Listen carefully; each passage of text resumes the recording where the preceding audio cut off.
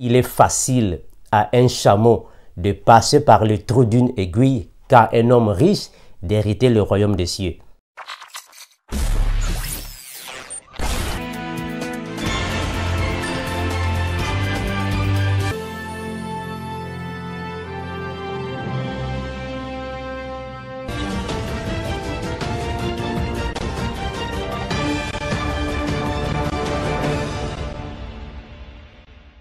Bien-aimés dans le Seigneur, je vous salue au nom précieux de notre Seigneur et Sauveur Jésus-Christ. Je fais cette vidéo, frères et sœurs, pour éclaircir quelques paraboles du Seigneur Jésus-Christ. Il y a beaucoup de frères qui ont posé les questions sur le parler en langue, en esprit, soit le parler en esprit de Jésus. Jésus a utilisé beaucoup de paraboles, soit beaucoup des phrases qui sont jusqu'aujourd'hui difficiles à certaines personnes de décortiquer. Mais par la grâce de Dieu, nous allons alors prendre quelques phrases, quelques paraboles de Jésus, afin que nous puissions expliquer telles que il est facile à un chameau de passer par le trou d'une aiguille qu'à un homme riche d'hériter le royaume des cieux. Ce sont des phrases difficiles que Jésus-Christ avait prononcées. Donc nous allons essayer d'expliquer les paroles spirituelles de Jésus, afin que nous puissions comprendre le langage. Parce que quand le Seigneur Jésus-Christ dit que si tu ne manges pas ma chair et si tu ne bois pas mon sang, tu n'es pas digne de moi. Donc on va essayer d'expliquer ça dans cette vidéo, afin que plusieurs puissent alors avoir des révélation que Dieu donne à nous, ses enfants. Mais premièrement, nous allons prier afin que Dieu nous aide. Prions ensemble.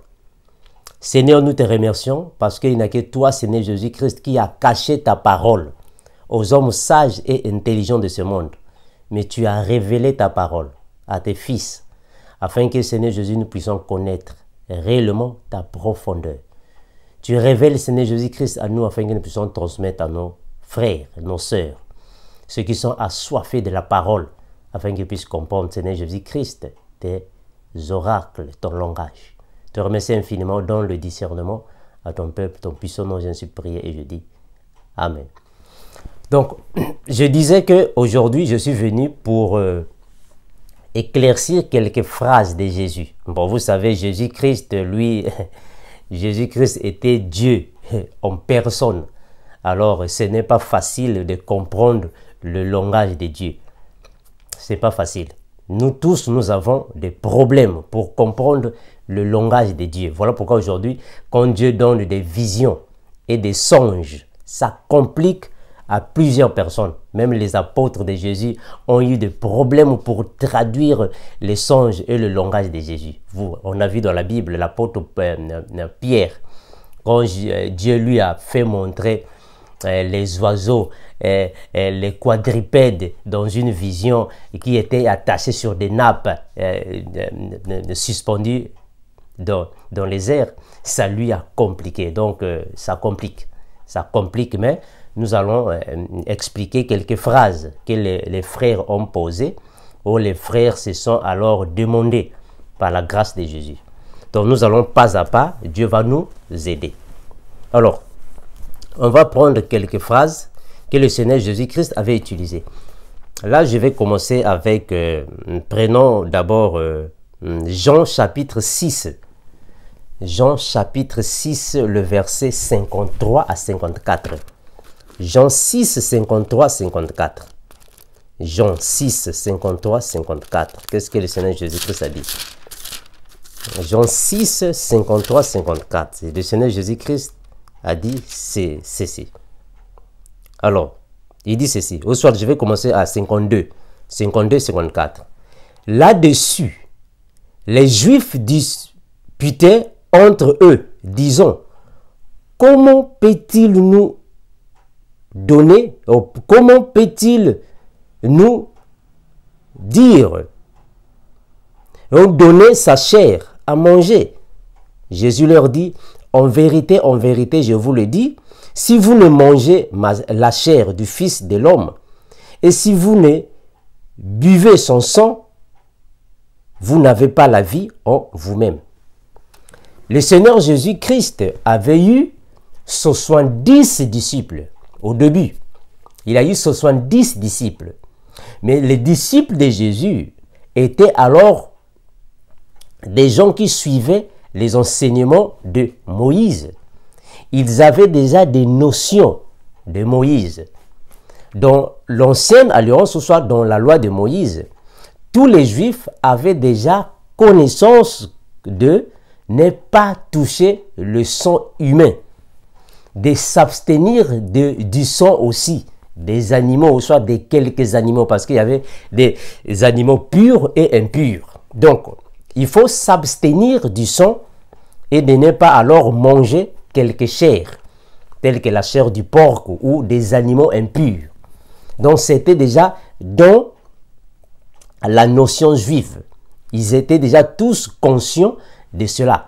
Mais quand Jésus-Christ est venu, Jésus dit à ses disciples que si vous ne mangez pas ma chair et que vous ne buvez pas mon sang, vous n'aurez pas la vie en vous. Alors, les propos de Jésus a compliqué alors les enfants d'Israël. Plusieurs parmi eux ont quitté, ils ont fui Jésus. Plusieurs disciples de Jésus sont partis. Et Jésus est resté avec les 12. Seulement les 12 qui sont restés. Et Jésus dit aux 12, oh, mais pourquoi ne partez-vous pas? Et les 12 disent, non, c'est à toi que nous avons trouvé les paroles de vie. Où pouvons-nous encore aller? Jésus-Christ étant alors la source de la connaissance et la source de toute intelligence, lui, il parlait d'une manière spirituelle. Les paroles de Jésus étaient spirituelles. Donc, quand le Seigneur Jésus-Christ dit que si tu ne manges pas ma chair, si tu ne bois pas mon sang, tu n'auras pas la vie.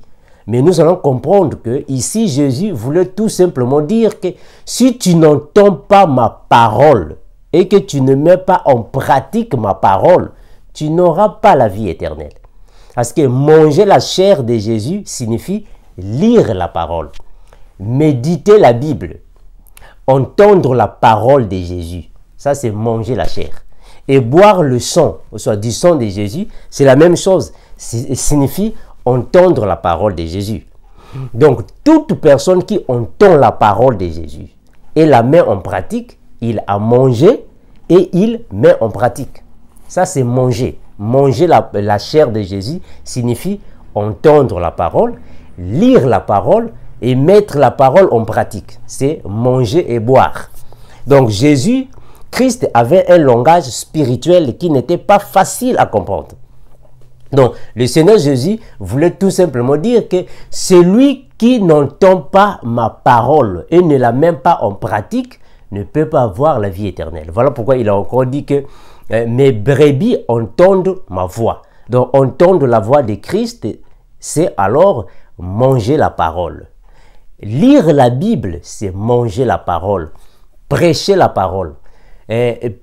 Enseigner, exhorter, c'est manger la chair de Jésus. C'est boire le sang de Jésus. Ça, c'est la première des choses. Prenons maintenant le deuxième. Prenons Jean, nous sommes toujours dans Jean chapitre 2, 19 à 20. Le Seigneur Jésus-Christ dit ceci. Jean 2, 18. Jean chapitre 2, le verset 18 à 20. Le Seigneur dit ceci. Les Juifs prenant la parole et dirent à Jésus, quel miracle nous montres-tu pour agir de la sorte? Jésus leur répondit, détruisez ce temple et en 3 jours je le relèverai. Les Juifs dirent à Jésus, oh, il a fallu 46 ans pour bâtir ce temple et toi en 3 jours tu le relèveras. Jésus-Christ alors avait eu un défi avec les Juifs. Les Juifs alors ne croyaient pas ce que le Seigneur Jésus-Christ disait. Jésus-Christ a dit, détruisez ce temple ici. En 3 jours, je vais alors le relever. Je vais le rebâtir dans 3 jours. Et les Juifs dirent, ah, ce temple ici, il s'agissait alors du temple de Jérusalem. Les Juifs dirent à Jésus, oh, le temple de Jérusalem, nous avons passé 46 ans pour bâtir le temple. Ça nous a pris plusieurs années. Et toi seulement en 3 jours, tu vas relever ça. Donc sûrement celui-là a un problème. Or, Jésus ne parlait pas du temple physique. Lui, il parlait alors du temple, de son corps. Voilà pourquoi la Bible dit aussi que ne savez-vous pas que votre corps est le temple de Dieu. Donc Jésus, lui, il parlait d'une manière spirituelle. Il parlait de son corps. Le corps humain est un temple. Donc Jésus, lui, il disait que si vous me tuez, si vous détruisez mon corps, vous allez m'enterrer, après 3 jours, je vais ressusciter. Bon, puisque c'était alors d'une manière spirituelle, il ne comprenait pas Jésus. Et il croyait que c'était alors le temple de Jérusalem. Donc Jésus parlait d'une manière spirituelle. Voilà pourquoi dernièrement j'avais dit que les paroles de la Bible sont des paroles spirituelles. Donc il faut les comprendre spirituellement. Et il n'y a que l'Esprit Saint qui peut interpréter la Bible. Il n'y a que l'Esprit Saint. Donc Jésus-Christ, lui, il avait un langage spirituel. Ces paroles étaient alors des paroles codées. Il faut alors avoir le Saint-Esprit pour décoder ce qu'il disait. Donc ici, il s'agissait alors du temple de son corps, parce que le corps humain est un temple. Mais les Juifs avaient mal compris le langage du Seigneur. Donc, je prends encore Matthieu. Nous sommes toujours dans les paroles de Jésus. Je prends encore Matthieu. Je suis dans Matthieu 19, 23. Matthieu 19, 23. Le Seigneur Jésus-Christ a dit quelque chose ici. Matthieu 19, 23. Matthieu chapitre 19, le verset 23. Voilà, soit on peut commencer Matthieu chapitre 19, le verset 21, pour bien suivre l'histoire. Matthieu 19, 21. Il y avait un homme riche qui est venu alors parler avec Jésus. Et ils ont eu un entretien. Jésus lui répondit. Il voulait alors hériter le royaume des cieux. Mais Jésus lui a dit quelque chose. Jésus lui répondit. Si tu veux être parfait, va, vends ce que tu possèdes et donne aux pauvres ce que tu as et tu auras un trésor dans le ciel. Il y avait un homme riche qui est venu auprès de Jésus. Il a dit à Jésus, Maître, qu'est-ce que je peux faire? Que puis-je faire pour hériter le royaume des cieux? Qu'est-ce que je peux faire? Jésus lui dit, observe le commandement, honore ton père et ta mère. Et tu auras alors ce que tu voudras. Le jeune riche dit, oh, moi j'ai déjà observé tous les commandements de Moïse. Jésus dit, oh, tu as réellement observé? Il dit que tous les commandements de Moïse, moi je les ai déjà observés. Qu'est-ce qui me manque encore? Jésus lui dit, ça va. Puisque tu es un homme riche, va vendre toute ta richesse et prends l'argent, donne aux pauvres. Et le jeune était très triste. Il dit, non, moi je ne peux pas vendre toute ma richesse. Il n'a pas accepté et il est parti. Mais qu'est-ce que le Seigneur Jésus-Christ dit dans le chapitre 23? Jésus dit à ses disciples, je vous le dis, en vérité, un riche entrera difficilement dans le royaume des cieux. Je vous le dis encore, il est plus facile à un chameau de passer par le trou d'une aiguille qu'à un homme riche d'entrer dans le royaume des cieux. Le Seigneur Jésus-Christ dit qu'il est facile, il est très facile à un chameau de passer par le trou d'une aiguille qu'à un homme riche d'entrer dans le royaume des cieux. Qu'est-ce que Jésus voulait dire par là? Nous comprenons que le langage du Seigneur Jésus-Christ est un langage très spirituel. Alors, on ne peut pas le comprendre physiquement. Parce que si nous le prenons physiquement, nous allons comprendre qu'un chameau ne peut jamais passer par le trou d'une aiguille. C'est difficile, ou soit c'est impossible. C'est impossible. Mais Jésus-Christ, lui, il le disait d'une manière spirituelle. Voilà pourquoi l'impossible devient maintenant possible. Parce qu'il est dit d'une manière spirituelle. Alors ça devient maintenant possible. Or, pourquoi Jésus-Christ a dit cela? Parce que le Seigneur Jésus, lui, il était dans Israël. Alors, dans Israël, et ils avaient alors des chameaux. Les chameaux étaient alors des animaux domestiques. Ils ont utilisé pour le transport commun ou privé, ça dépendait. Alors, quand Jésus-Christ dit qu'il est plus facile à un chameau de passer par le trou d'une aiguille qu'à un homme riche d'hériter le royaume des cieux, Jésus-Christ prend le chameau par rapport à ses caractéristiques.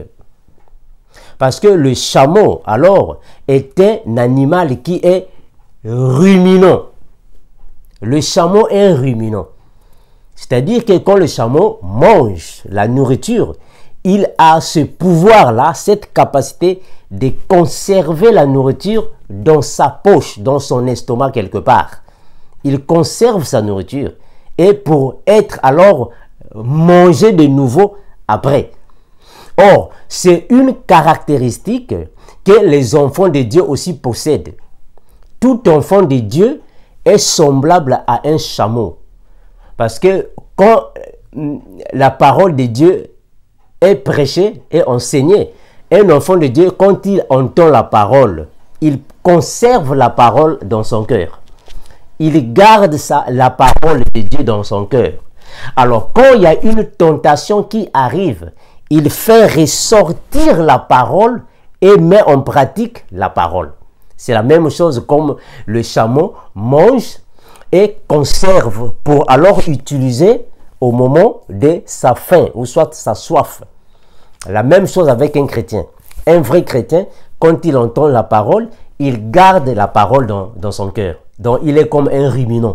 Il garde la parole et quand il y a une tentation qui arrive, la même parole qu'il a gardée, il va le faire ressentir dans sa conscience et il va alors le mettre en pratique. C'est la même chose avec un chameau. Ça, c'est la première caractéristique. Alors, la deuxième caractéristique du chameau, c'est le jeûne. Le chameau aussi jeûne, comme un chrétien peut jeûner. C'est-à-dire que un chameau peut passer 1, 2 ou 3 jours sans rien manger, pendant qu'il est en train alors de traverser le désert. Le chameau peut passer 1 jour sans manger. Donc, il passe toute la journée, il ne mange pas, mais il traverse le désert affamé pendant toute la journée. Cela ressemble à un chrétien. Un chrétien aussi peut passer toute la journée sans manger et traverser le désert. C'est-à-dire la traversée du désert est le symbole de endurer les difficultés dans la vie. Passer des moments difficiles. Voilà pourquoi Dieu a voulu que les enfants d'Israël puissent alors passer par le désert, là où ils ont mis plusieurs années. C'était une façon de leur briser, de leur formater. Donc le désert symbolise une formation, le brisement.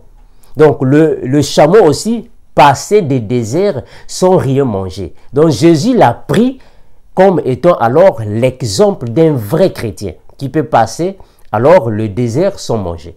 Ça, c'est la deuxième caractéristique. La troisième caractéristique, c'est la position à genoux. Soit la position agenouillée, si vous voulez. Donc, le chameau est un animal. Quand son maître veut lui monter dessus, il peut s'agenouiller. Or, en s'agenouillant, il prend l'attitude ou soit la position d'un vrai adorateur. Parce qu'un adorateur, quand il veut rendre gloire à Jésus, quand il veut exalter le nom de Christ, quand il veut adorer, il doit s'agenouiller. Or, quand nous nous agenouillons, c'est une façon de nous s'humilier. De nous s'humilier. De nous demander alors à Jésus son pardon. De nous rabaisser. Donc c'est ça, alors on s'agenouille. C'est la même chose avec un chameau. Il s'agenouille. C'est la position d'un vrai adorateur. Donc c'est une caractéristique que Jésus-Christ a prise. Alors, l'autre position, c'est accepter de porter le fardeau de son maître. un chameau accepte facilement de transporter son maître, son fardeau ou les biens de son maître. Il accepte très facilement. C'est l'exemple d'un chrétien. Un chrétien accepte le fardeau de son maître. Voilà pourquoi Jésus-Christ nous a dit que nous devons prendre notre croix. Tout chrétien doit avoir sa croix. Tu prends ta croix et tu suis Jésus. Le fait de prendre ta croix et suivre Jésus, tu es alors en train de prendre ton fardeau et suivre ton maître. C'est la même chose avec un chameau.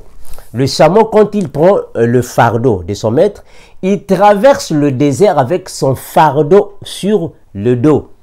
Et quand il traverse lentement. Voilà pourquoi nous voyons le chameau ne se déplace pas rapidement. Lui, il se déplace lentement et sûrement. C'est une caractéristique d'un vrai chrétien. Un vrai chrétien a la douceur et la tempérance. Un vrai chrétien, quand il est en train de traverser des moments de difficulté, des moments de tribulation, des moments alors de pertinence difficile, le chrétien doit garder son silence. Il doit se confier à Jésus. Il doit garder sa douceur, sa tempérance pour traverser alors cette étape difficile. La même chose avec un chameau. Le chameau, quand il traverse le désert, il traverse lentement. Donc, il a les caractéristiques alors d'un vrai serviteur de Dieu. Et l'autre chose, c'est alors la manière dont le chameau considère son chef. Le chameau peut accepter le maître et son fils lui monter dessus. Et il ne va pas bouder, il ne va pas faire de ça un problème parce qu'il est devant alors son maître. Donc, Jésus-Christ avait pris l'exemple d'un chameau parce que le chameau a les caractéristiques d'un vrai adorateur. La même chose avec un agneau. Voilà pourquoi Jésus est appelé l'agneau de Dieu. L'agneau de Dieu qui ôte les péchés du monde. Mais pourquoi seulement l'agneau? Mais parce qu'un agneau a les caractéristiques d'un vrai chrétien. Un agneau, quand tu tapes un agneau, l'agneau ne va pas rendre. Tu peux tout faire à un agneau, lui il ne va pas rendre. C'est différent alors à un chien. Quand tu frappes sur un chien, le chien va agir. Il va agir et réagir. Mais l'agneau est différent. Quand tu tapes sur l'agneau, l'agneau ne va pas agir, ne va pas réagir. Tu peux prendre sa tête et couper sa tête. Il va seulement te regarder dans les yeux. Il ne va pas agir. C'est la même chose que Jésus avait pris l'image d'un agneau. Parce que l'agneau est l'exemple d'un vrai chrétien, un vrai adorateur. Et Jésus dit qu'il est facile à un chameau. Donc nous comprenons déjà qu'un chameau est un chrétien. Donc Jésus voulait tout simplement dire qu'il est facile à un vrai chrétien de passer par le trou d'une aiguille. Mais qu'est-ce que signifie le trou d'une aiguille? Le trou d'une aiguille signifie quoi? Pourquoi le Seigneur Jésus-Christ a pris l'exemple du trou d'une aiguille? On va voir ça dans la Bible. Prenons la Bible, je vais chercher le verset. Là, je suis dans la Bible, je vais chercher ça. Je vais chercher ça. Ça va nous aider aussi d'avoir plus de précision. Là, je suis dans Matthieu 7, 14. Je vais prendre la version Good News Translation. Matthieu 7, 14. Que dit la parole? Matthieu chapitre 7, le verset 14. Il est facile à un chameau de passer par le trou d'une aiguille. Qu'est-ce que signifie le trou d'une aiguille? Matthieu chapitre 7, le verset 14. Matthieu 7 et 14. Matthieu 7, 14, nous avons ça ici. Matthieu chapitre 7, le verset 14. Qu'est-ce que le Seigneur Jésus-Christ dit ici? Nous allons prendre ça afin que nous puissions avoir des témoins, ou soit des éléments qui vont alors nous faciliter la compréhension. Matthieu chapitre 7, le verset 14. Voilà, j'y suis. La Bible dit ceci. Mais combien étroite est la porte et difficile le chemin qui mène à la vie. Peu nombreux sont ceux qui les trouvent. Jésus dit ici que le chemin qui mène à la vie est un chemin étroit, un chemin serré, qui est difficile alors de pénétrer. C'est l'exemple d'une aiguille. Un chameau est tellement gros, c'est difficile qu'il entre par une aiguille, par le trou d'une aiguille. La même chose avec un chrétien.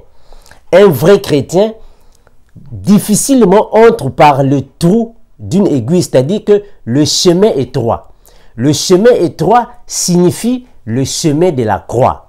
Tout enfant de Dieu doit passer par le chemin étroit. Le chemin étroit signifie les tribulations, les difficultés dans la vie, les problèmes, les soucis et les préoccupations de la vie.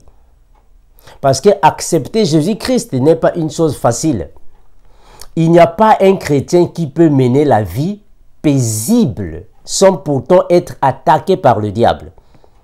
Voilà pourquoi la Bible dit que nous n'avons pas à lutter contre le sang et la chair, mais contre les dominations dans les lieux célestes, contre les esprits méchants. Donc, quand vous prenez cette décision de suivre Jésus-Christ, voilà pourquoi Jésus a dit que si quelqu'un veut me suivre, qu'il se renonce à lui-même, qu'il se charge de sa croix tous les jours et me suive. C'est le symbole de la souffrance. Donc, suivre Jésus-Christ n'a jamais été facile, c'est très difficile. Mais il faut continuer jusqu'à arriver alors à destination. Parce que c'est le chemin étroit. Le chemin étroit symbolise le trou d'une aiguille qui est difficile alors de passer. Donc, nous avons déjà deux éléments. Le chameau, c'est le vrai chrétien. Le chemin étroit, c'est le trou d'une aiguille. Maintenant, un homme riche signifie quoi, bibliquement parlant? Qu'est-ce que signifie un homme riche, bibliquement parlant? Un riche, c'est qui? La Bible nous dit que Jésus a dit à l'homme riche, si tu veux hériter le royaume des cieux, tu dois vendre ta richesse. Prends ta richesse, donne aux pauvres et suis-moi. C'est significatif. C'est significatif. Voilà pourquoi nous disons que les hommes riches n'hériteront pas le royaume des cieux.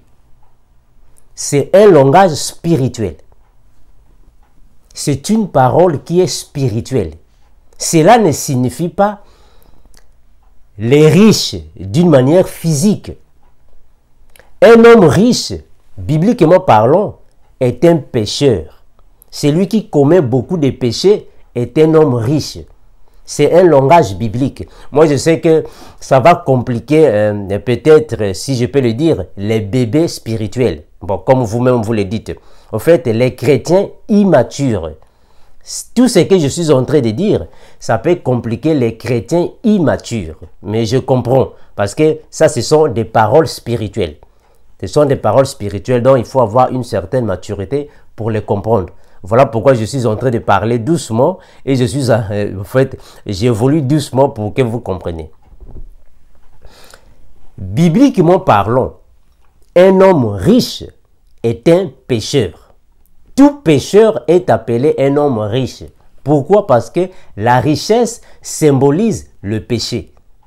Voilà pourquoi Jésus-Christ a dit « Heureux les pauvres en esprit ». Un pauvre en esprit signifie une personne qui a abandonné tous les vices de ce monde, tout le péché de ce monde. Parce que la masturbation est une richesse. La cigarette est une richesse. Le chanvre, la drogue, les boîtes de nuit, l'impudicité, la fornication, tout ça, la débauche, ce sont des richesses. Je suis dans la Bible, bibliquement parlant, ou spirituellement parlant. Ce sont des richesses. Maintenant, quand tu abandonnes la masturbation, la cigarette, tu abandonnes le péché, tu deviens pauvre. Tu n'as plus rien. Tu deviens pauvre. Donc, on va t'appeler un pauvre en esprit. C'est-à-dire que tu deviens pauvre parce que tu n'es plus attaché à ces vices. Tu deviens pauvre. Maintenant, celui qui a encore la masturbation, l'impudicité, la cigarette, la drogue, les choses de ce monde, c'est un homme qui possède beaucoup de biens matériels, au fait des biens sataniques.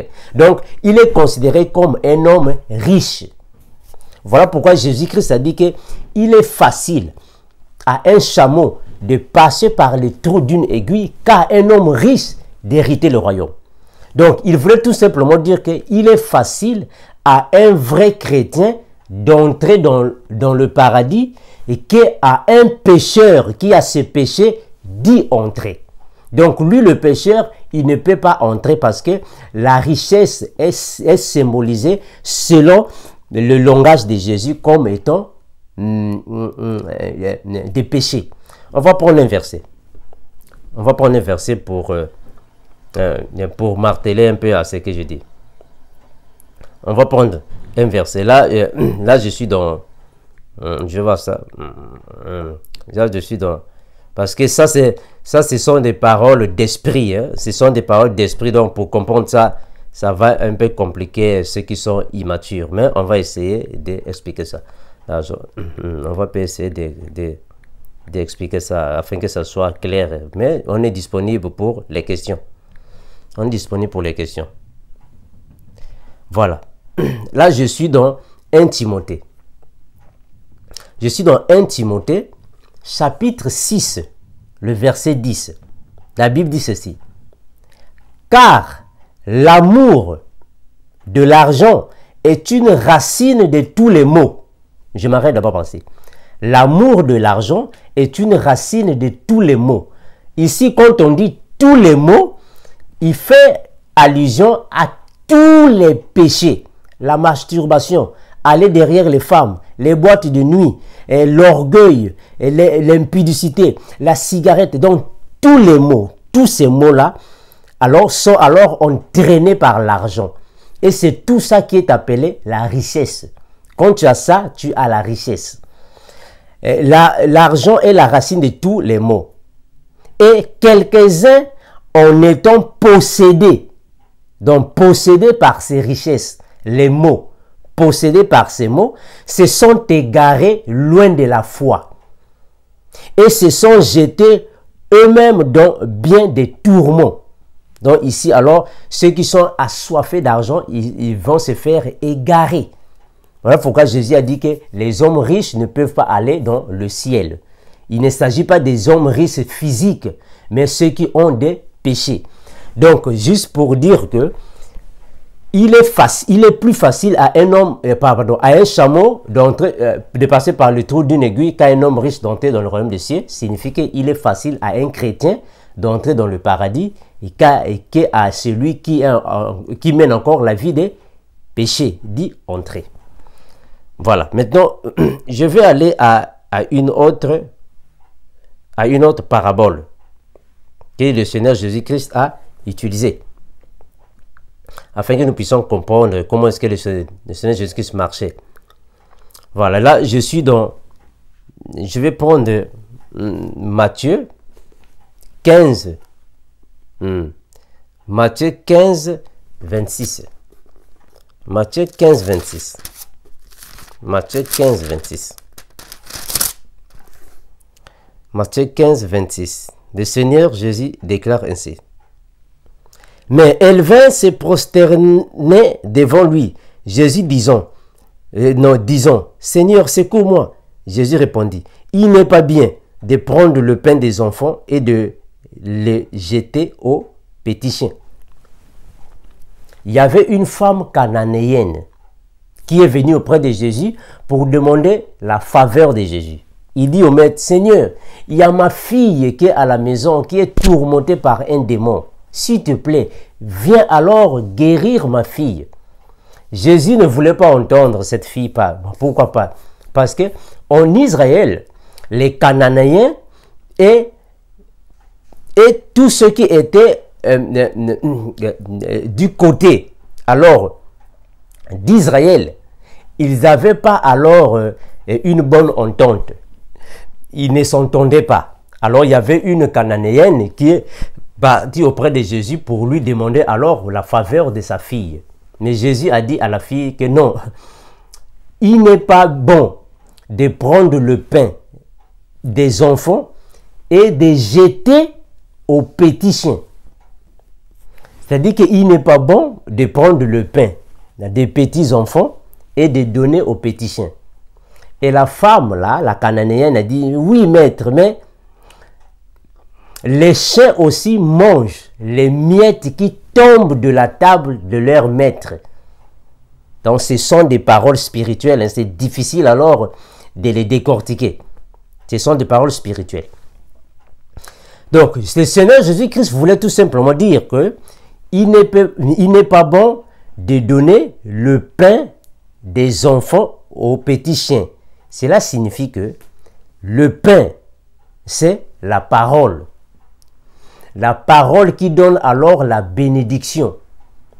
Les enfants, ce sont alors tous les vrais chrétiens. Un vrai chrétien est un enfant de Dieu. Et la parole, c'est le pain. Voilà pourquoi Jésus-Christ a dit que je suis le pain qui est descendu du ciel. Donc, le pain, c'est la parole. Dans ce cas ici, c'est la bénédiction. Les enfants, c'est nous les chrétiens. Jeter aux petits chiens. Les chiens sont alors les païens. Ceux qui marchent dans le péché, ils sont considérés comme des chiens. Donc, quand Jésus-Christ dit qu'il n'est pas bon de prendre le pain des enfants et de jeter aux petits chiens, le Seigneur Jésus-Christ voulait tout simplement dire que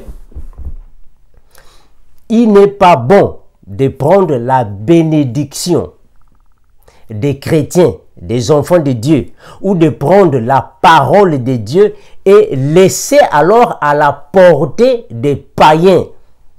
Ils ne vont pas prendre soin de ça, ils vont gaspiller ça. On ne peut pas prendre la Bible et le donner alors aux païens. Ils vont déchirer ça. Pour eux, alors, ça ne compte pas, ça n'a pas de valeur. Voilà pourquoi l'apôtre Paul a dit que nous prêchons Christ, le crucifié, une folie pour les païens. Donc nous, quand nous prêchons Jésus, c'est une folie pour les païens. Voilà pourquoi Jésus a dit non, non, non. Moi, je ne peux pas donner le pain des enfants aux petits chiens. Parce qu'un païen est considéré comme un petit chien.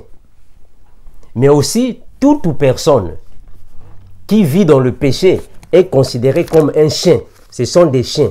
On va voir ça dans Proverbe 26, 11. On prend Proverbe chapitre 26, le verset 11. Proverbe 26, 11.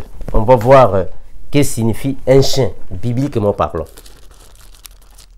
Un chien, bibliquement parlant. Proverbe 26, 11. Proverbe 26, 11. Comme un chien qui retourne à ce qu'il a vomi. Ainsi, on est un homme insensé qui revient à sa folie. Donc, c'est ce que je disais. Donc, un chien, ici, Jésus-Christ considère cette femme comme étant une chienne. Parce que les chiens sont des personnes insensées. Donc, les personnes aussi qui ont reçu Jésus comme Seigneur et Sauveur, mais à un certain temps, il va encore retourner dans le péché, comme des porcs, des chiens. Ceux qui mangent ce qu'ils ont vomi, ce sont des chiens. Donc Jésus a dit ici à la femme cananéenne, parce que les Cananéens étaient des païens à l'époque. C'était des gens qui n'avaient pas le Dieu d'Israël. C'était des païens. Voilà pourquoi Jésus-Christ a dit que non, non, je ne peux pas prendre le pain des enfants et donner aux petits chiens. C'est-à-dire que je ne peux pas prendre le pain qui est réservé pour les Juifs et donner aux Cananéens. Parce que vous, vous êtes des païens. Dieu n'avait pas, en fait, ne vous est pas été révélé. C'est aux enfants d'Israël, les Juifs.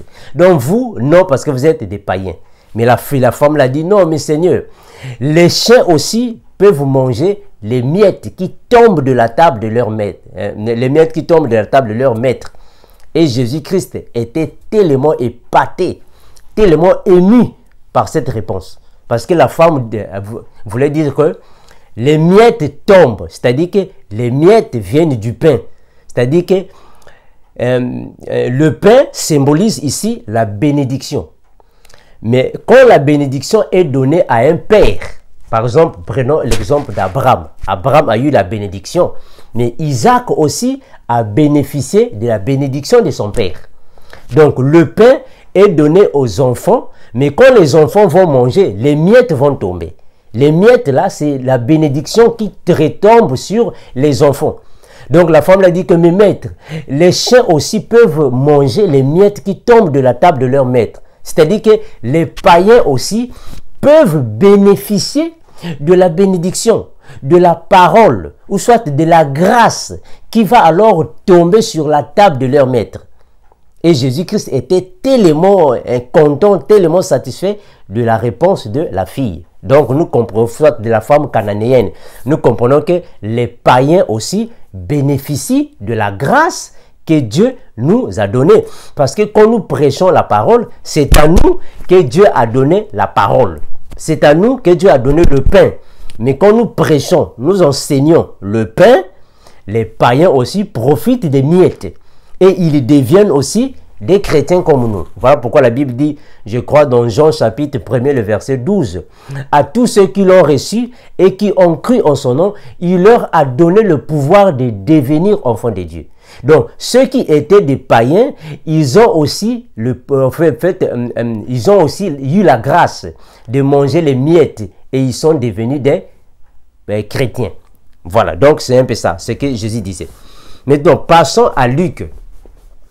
Moi, je sais que ce sont des paroles qui sont très profondes parce que ce sont des paroles sur le parler en esprit, mais on va nous aider pour ça. Alors, passons alors à Luc 9, 23. Il y a aussi une parole que le Seigneur Jésus-Christ avait dit ici. Luc 9, 23. Luc chapitre 9, le verset 23. Le Seigneur Jésus-Christ avait dit quelque chose ici. Luc 9, 23. Qu'est-ce que le Seigneur Jésus-Christ a dit? Luc chapitre 9, le verset 23. Le Seigneur a dit ceci. Puis, il dit à tous, si quelqu'un veut venir après moi, qu'il renonce à lui-même, qu'il se charge chaque jour de sa croix et me suive. Le Seigneur Jésus-Christ dit à ses disciples, si quelqu'un veut me suivre, qu'il renonce à lui-même, qu'il prenne sa croix chaque jour et me suive. Or, le Seigneur Jésus voulait tout simplement dire que quand quelqu'un accepte Jésus-Christ dans sa vie comme étant son Seigneur et Sauveur, il doit alors se renoncer à lui-même. Se renoncer à lui-même. Ici, dans ce contexte, le Seigneur Jésus voulait tout simplement dire, il doit alors faire une repentance sincère, abandonner le péché, être alors dans la vie de sanctification, prendre sa croix et le suivre chaque jour.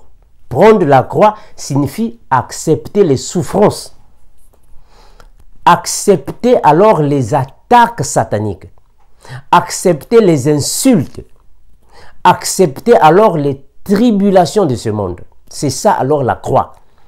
La croix symbolise les souffrances. Voilà pourquoi quand vous traversez des moments difficiles dans la vie, n'abandonnez jamais Jésus. Quand vous passez des moments terribles dans la vie, n'abandonnez pas Christ. Parce que c'est un moment que vous êtes en train de traverser qui fait partie alors de votre vie spirituelle.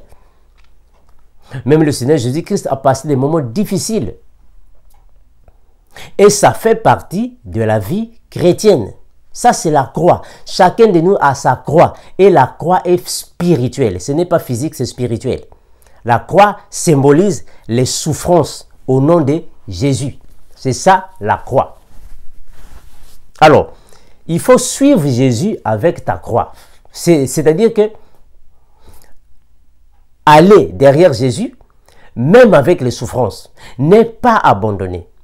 Quelle que soit la maladie, quel que soit le manque du travail, le manque de la femme, le manque d'un mari, le manque des enfants, même si tu es dans la stérilité, même si tu passes des moments difficiles, même si tu passes plusieurs maladies, même si tu as été opéré plusieurs fois, même si quand tu étais alors dans la vie de célibat, tu passais des moments difficiles, tu ne peux pas abandonner Jésus parce que c'est ta croix.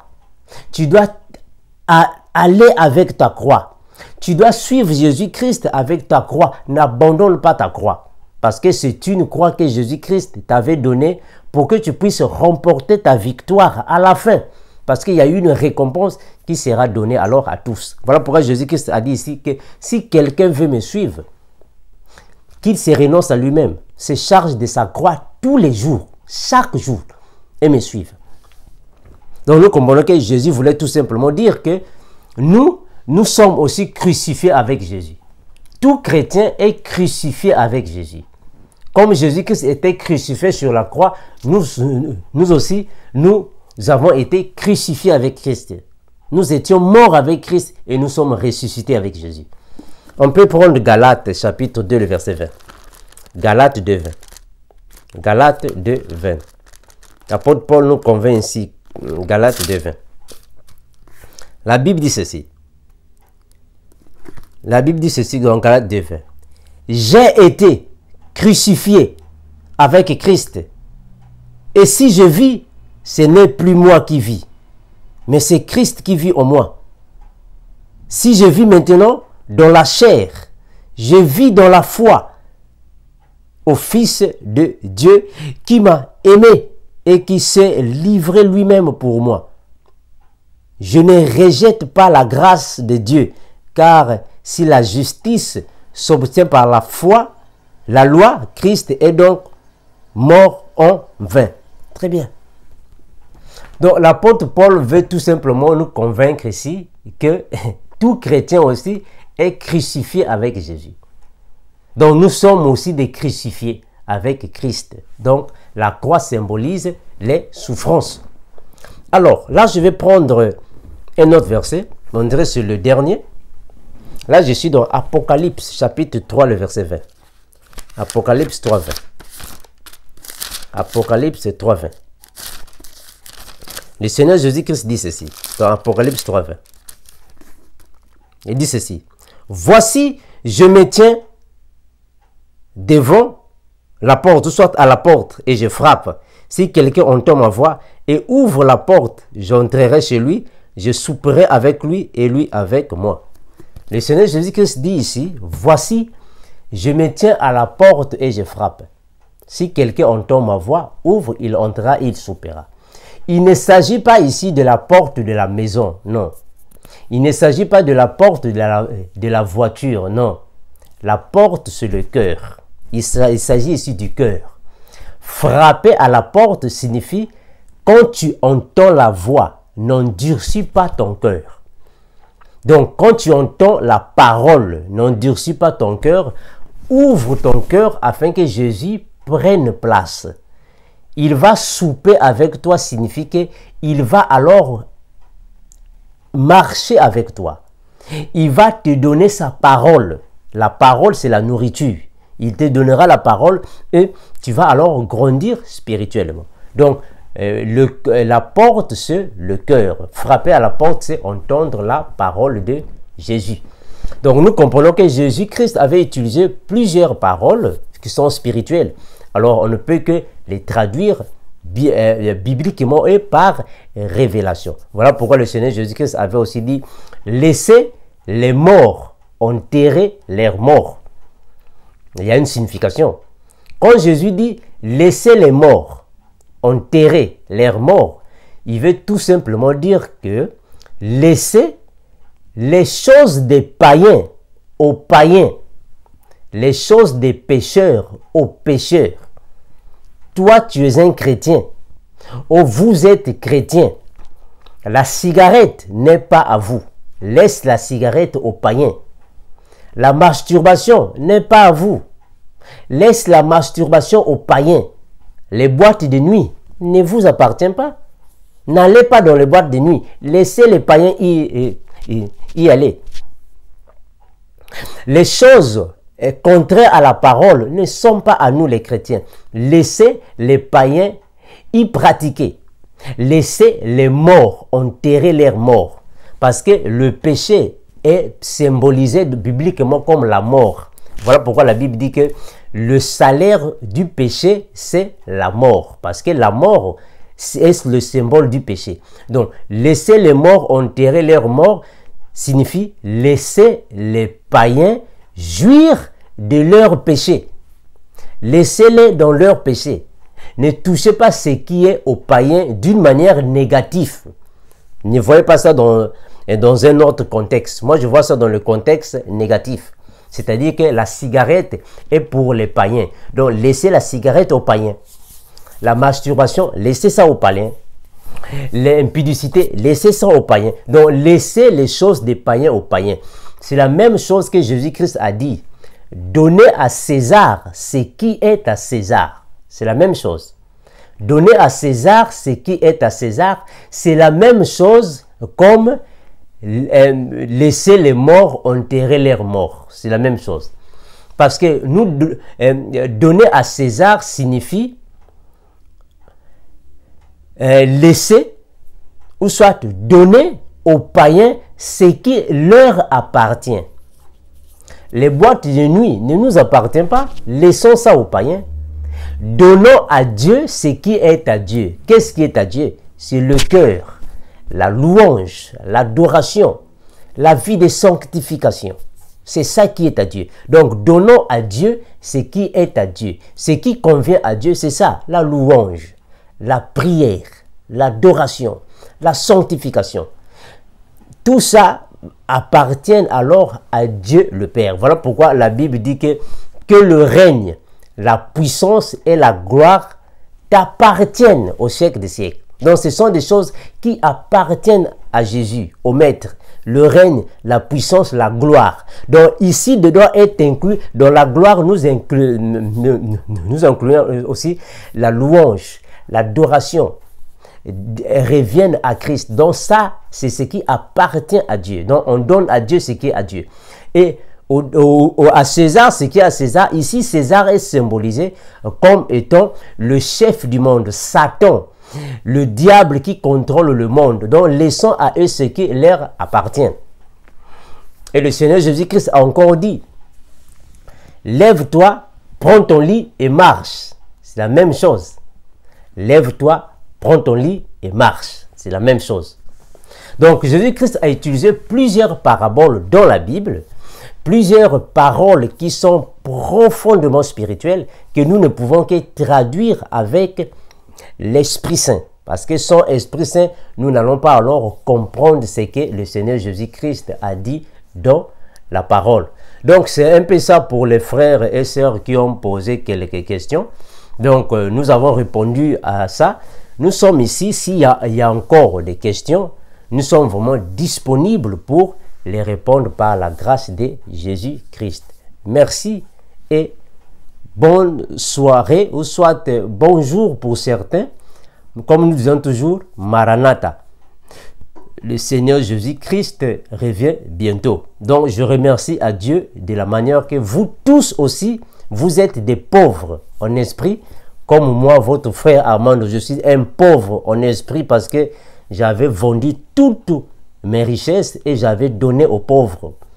Et je suis resté alors un pauvre en esprit pour alors passer par le trou d'une aiguille à la rencontre de Jésus-Christ, mon Maître. Merci et mes salutations à tous.